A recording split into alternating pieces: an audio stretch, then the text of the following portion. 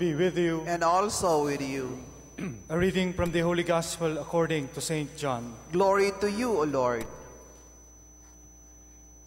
Jesus said, I am the good shepherd. The good shepherd lays down his life for the sheep.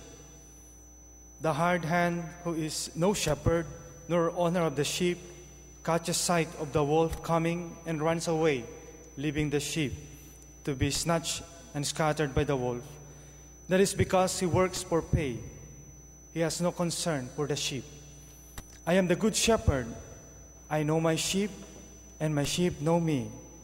In the same way that the Father knows me, and I know the Father. For this sheep I will give my life. I have other sheep that do not belong to this fold. I must lead them too, and they shall hear my voice. They shall be one flock then, one shepherd. The Father loves me for this, that I lay down my life to take it up again. No one takes it from me. I lay it down freely. I have power to lay it down, and I have power to take it up again. This command I received from my Father.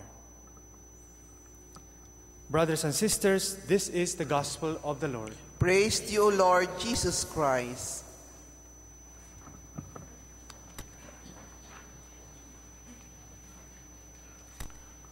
So first of all, mga kapatid, alam po nyo, pwede po bang palakpakan natin si Fatima Soriano for that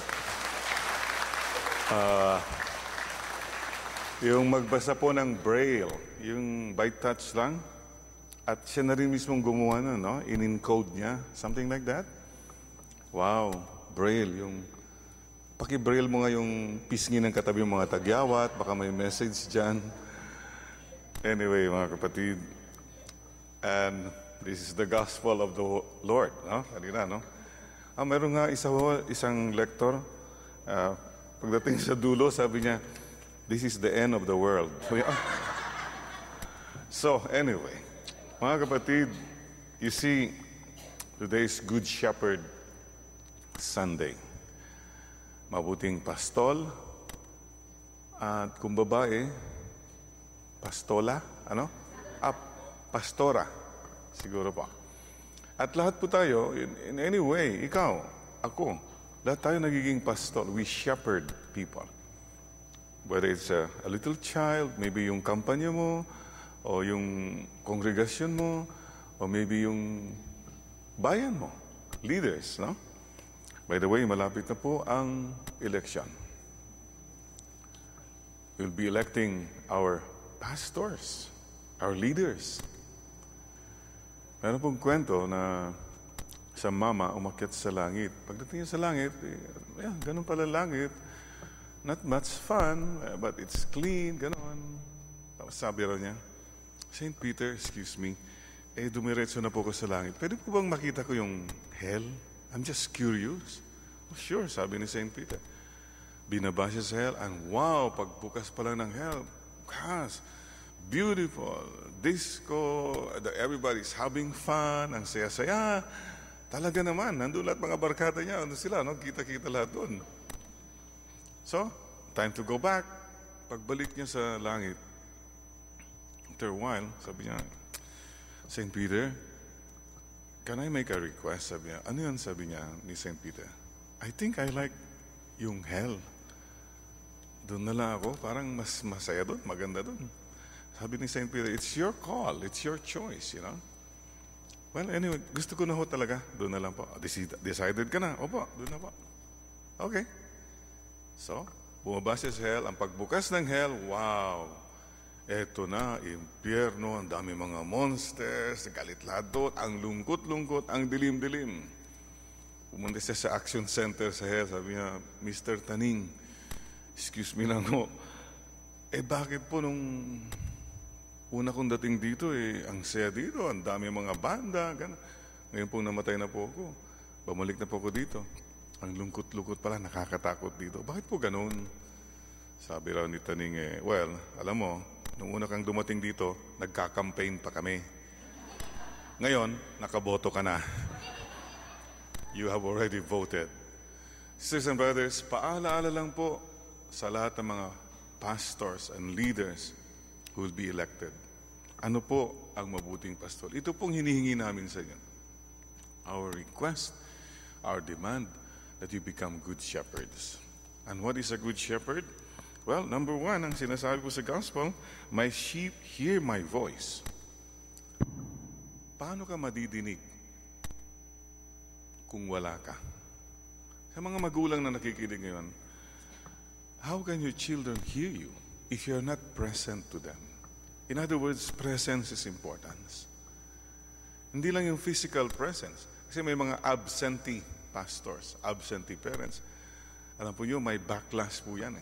You're out there to earn money to give them presents, but you don't have the presence. Be present to us, please. May iba dyan, ngayong kampanyahan, ako nandyan everywhere, kahit kung pwede lang ilagyan ka ng poster, paalalahan ka, kahit sa CR, ilalagay nila doon. They are present now. But once elected, naku, wala na. Ang hirap ng ma-reach. Please be present to us. Okay? Very important. Be present and be with us. The other thing is, the good shepherd, hear my voice, I know them. Kilala ka.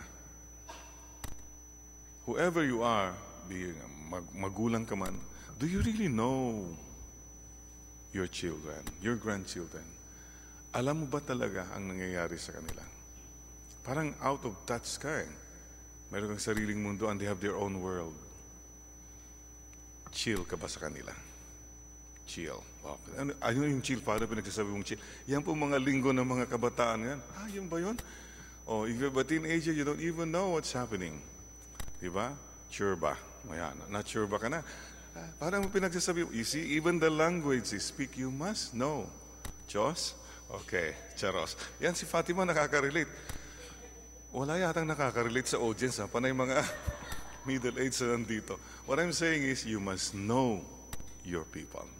Third, sabi ni Lord, know and they follow me.